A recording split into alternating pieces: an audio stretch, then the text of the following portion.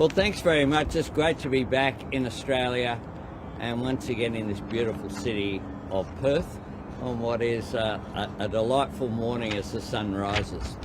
And tomorrow night, we want the sun to rise on Australia, on our economy. We have made some difficult decisions to provide cost of living relief whilst making sure that we don't put further pressure on inflation.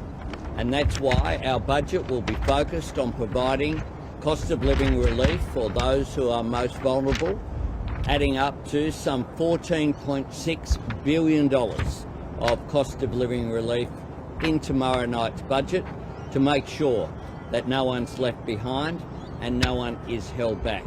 Two of the themes that I had when I launched Labor's campaign prior to the 2022 election, right here in Perth at Optus Stadium. And this morning I have an important announcement, one I'm very proud to be giving. That for some time, sole parents have been identified as one of the groups who are particularly struggling. It was identified by the work of people like Dr. Anne Summers, as well as the Women's Economic Task Force led by Sam Mostyn, who identified this group as particularly needing support. So we want to extend the financial safety net for single parent families by raising the age in which it is cut off for the youngest child of a single parent for single parenting payment from 8 years to 14 years. What that will do is to make sure that women in particular, but also fathers, in situations of raising children by themselves, can have that sense of security, that children as well can be looked after, that people can be in a situation whereby they more easily move into employment when they're able to as well. This change will cost substantially, will mean that the payments for every fortnight increase by some $176.90 every fortnight, and that is an important change. It will cost to the budget some $1.9 billion through to 2026-2027. But what the research has shown is that this is an investment. It's an investment in these families. I know firsthand what it's like to grow up with a single mum doing it tough. And we want to make sure that the children of single parent families have the best opportunities in life to go on and to fulfill, to aspire to a good life with good jobs, with security. And we want to look after single parents because we know that the role that they play in raising their children is such a priority for them, and they're deserving of more support. I've spoken about this now for almost a decade, and as Prime Minister I'm very proud that we'll be delivering this change tomorrow night. And I want to also single out, in conclusion, people like Teresa Edwards and others who've fought for this change for such a long period of time. They've been patient, they've been strong advocates, and they deserve our thanks for the work that they have done. Happy to take questions. Prime Minister, as well deserved and urgently needed as the cost of living relief and the changes to single parenting payment are, isn't there a risk that will fuel inflation and force interest rates even higher? No, and that's why we've been very responsible. For example, when we have sat down and worked through the measures that we're putting forward for cost of living relief in this budget, we've made sure that they won't add to inflationary pressures in the economy. And that's why the revenue gains, which we have seen due to commodity prices, we have overwhelmingly banked those revenue gains rather than doing what the former government did, which was to bank just 40% of any revenue gains over their 9 long years in office. Their 9 years in which, at the end of it, we had $1 trillion of debt. So we're not responsible for the debt that we inherited, but what we're doing is taking responsibility for fixing that problem. Prime Minister, why age 14 and not any higher for the single parent? We think 14 is the right balance. 14 is the period in which a student starts to gain more independence, doesn't need the same level of support at home that a younger child does. 8 was far too low.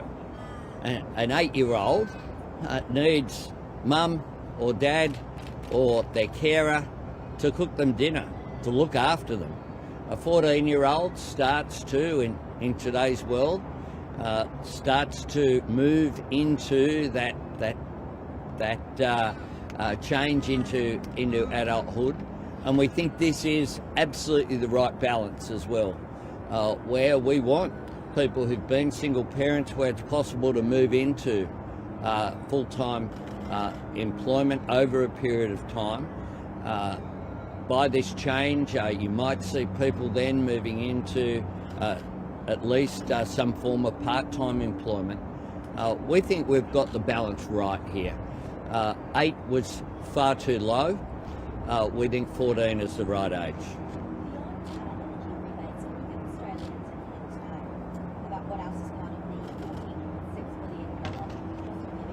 Well, we want to leave some announcements to tomorrow night, obviously. We've put out the figure of $14.6 billion of relief, but the Energy Price Relief Plan is an example of how we've designed the support to not add to inflationary pressures in the economy. Now, the former government, in its last budget, had a whole lot of cash payments and stimulus to the economy. I mean, I'm stunned by the Shadow Treasurer's hypocrisy of sitting in the cabinet whilst in the lead up to an election, a whole lot of cash payments and stimulus was added to the economy, most of which ended immediately once people voted in May of 2022. But all of those payments, primarily of which occurred in that financial year, fed into economic activity and added to inflationary pressure in the economy. What we've done with our Energy Price Relief Plan isn't give people cash payments, we're reducing bills. And when you reduce bills, you're actually putting deflationary activity, that's a deflationary act from the economy because it's reducing that amount of dollars flowing through the economy and those payments. So we have been very structured in how we've done it. If you look at how we're providing support in other areas, an example is childcare, where from July 1, our largest on-budget expenditure that we've announced before the election was our childcare plan. And what that's designed to do, of course, is yes, it will provide increased support for families, but it will boost productivity. It will boost women's workforce participation. It will add to economic growth. And that is how my government has focused on productivity, focused on measures that improve the economy, providing that cost of living relief in the short term, but making sure we're always looking towards the medium and long term. The Greens are saying we should be getting a whole lot more than $2.4 billion out of the oil and gas industry. Will you be willing to negotiate to ensure that the changes pass Parliament? Well, the Greens, of course, are people who don't support that industry. They'd be quite happy to shut it down.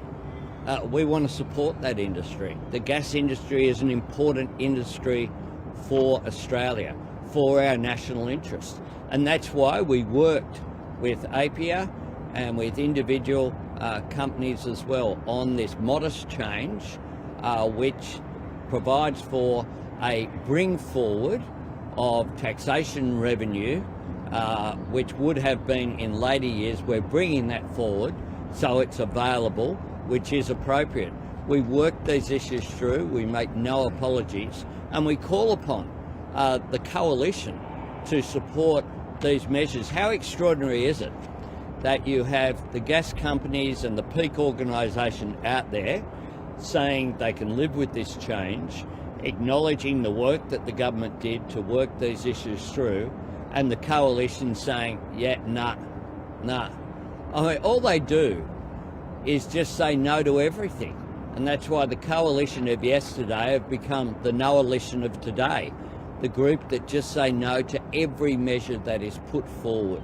I think Australians are tired of a coalition that simply are negative and say no to everything. On the other side to the breeze, some have called it a tax on WA. Are you risking killing the goose that lays golden egg? No, well, importantly, we have worked this through with industry. This is a modest change that will bring forward by reducing the deduction to 90% that companies can claim. This is a sensible reform, which is a result of 2 reviews were established by the former government. 2 reviews, no response, no action. My government is responding to those reviews. There are a range of options recommended. We have chosen what we believe is in the best interest of the economy and taxpayers, but also is in the interest of providing support for industry. A couple more.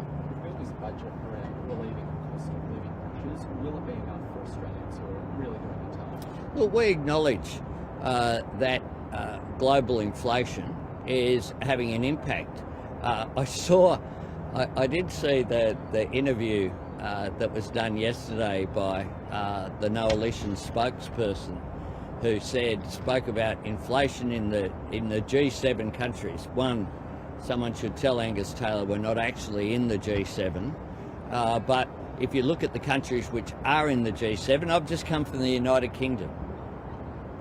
Overseas have higher inflation rates in places like that. The United States has a much higher interest rate than Australia as well. The Russian invasion of Ukraine, together with the impact of the pandemic with supply chain shortages, has meant that there is global inflation out there. That's having an impact. We're not immune in Australia's economy from global impacts because of the globalised nature of the world's economy. But what we're doing is making sure that we provide as much support as possible, targeted to where it is most needed, to make the biggest difference whilst making sure we don't add to inflation. This is a responsible budget that will provide relief where it is needed and will be good for the Australian economy. The Treasurer has indicated Last 2. changes to JobSeeker won't be limited by age. Why is it important that everyone on JobSeeker gets it? Well, people will see the announcements that we'll make tomorrow. We've put out what the total figure is of support across the forwards, $14.6 billion of cost of living relief. I'm proud that we've got it right.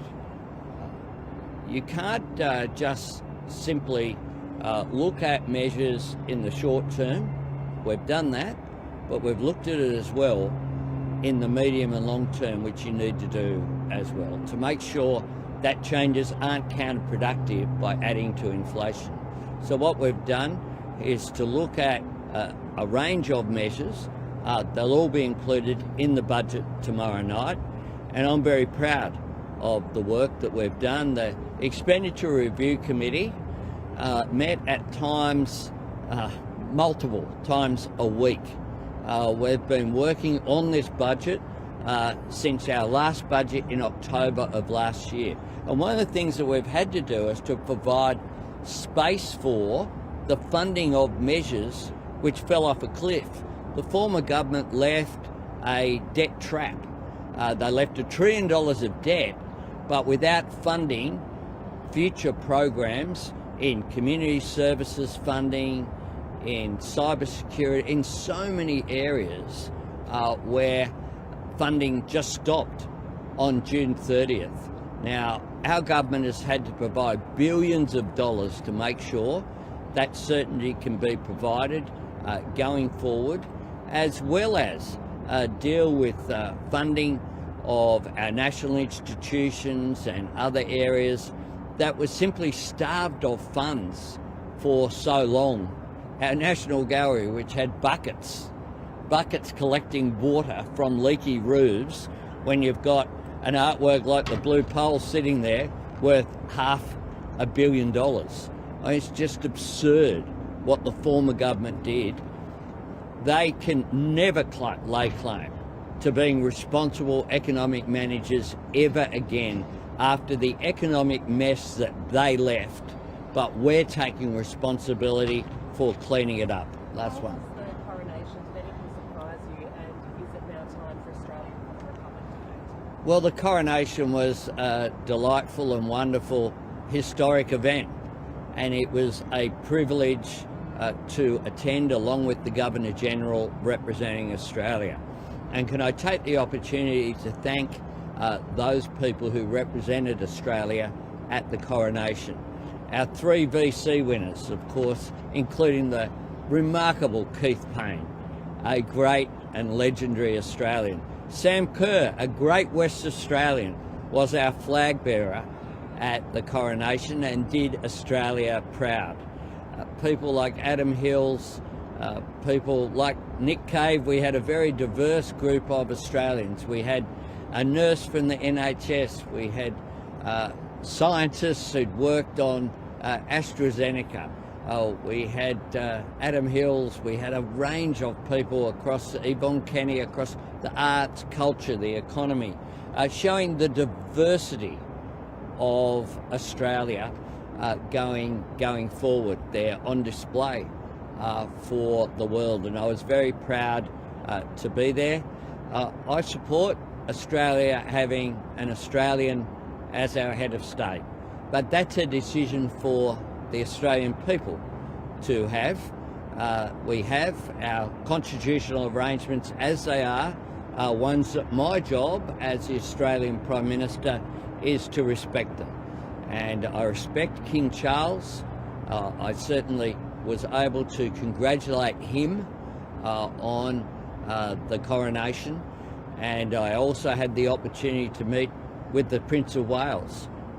Both of them, of course, and their families are very knowledgeable about Australia. I reiterated the standing invitation that exists for members of the royal family to visit Australia, and I certainly hope they do at some time soon in the future. Thanks very much.